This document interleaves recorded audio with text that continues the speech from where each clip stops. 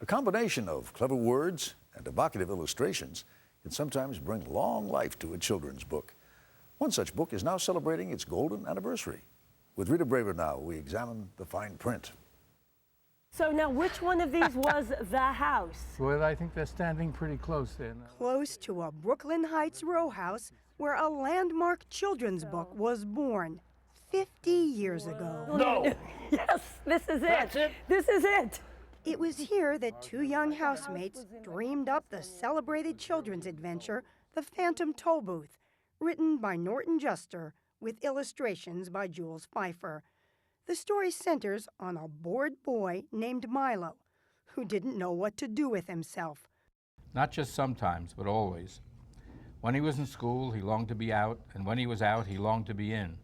On the way, he thought about coming home, and coming home, he thought about going. A boy, in fact, a lot like Norton Juster. He was more like me than I was, actually.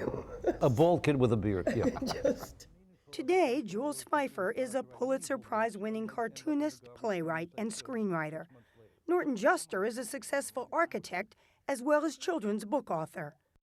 But back to the story of Milo, the indifferent boy who is transformed when he discovers a magic toll booth that's a gateway to all kinds of adventures, to kings and princesses, and fantastic places like the foothills of confusion and the mountains of ignorance, all visited with his trusty companion, Talk, the ultimate watchdog. And Norton would read me what he had written. And in order to avoid doing the work I was supposed to be doing, I began sketching characters for the Phantom Tollbooth. And as it evolved, it just seemed like a natural act that this book was going to be illustrated. Why not by me? Particularly when the words just begged to be illustrated. You have a police officer. He's Short called shrift. Short Shrift. Right, exactly. What else would you call And it, he please? gives everything short shrift. Feiffer faithfully drew the cop and other characters like the humbug and the math magician, and a spelling bee who urges Milo not to be ALARMED. But as they explained at the Brooklyn Book Festival, Feiffer drew the line at putting the armies of wisdom on horseback. Jules didn't like to draw horses. I didn't know how to draw. Yeah, right. And so he asked me if it would be all right if he mounted the army on cats.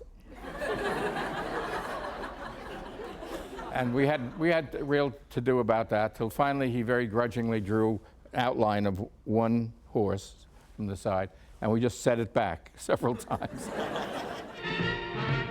The book was made into an animated film with the courtiers of Dictionopolis, the land of words, welcoming Milo. Greetings! Salutations! Welcome! Good afternoon! Hi!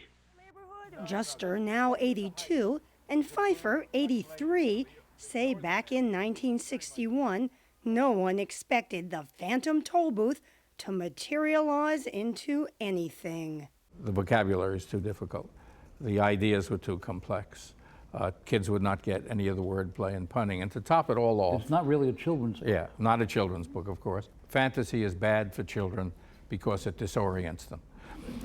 But sitting in one of their old Brooklyn haunts, the Queen Italian restaurant, they recall that the reviews were raves, starting with the New Yorker, which dubbed the book a newborn classic. And my first thought was, my goodness, if I had written that review myself, I couldn't have made it any better. You know, I was absolutely staggered by it. Today, Juster gets a rock star's reception at places like the Field School in Washington, D.C., where every single student read the book.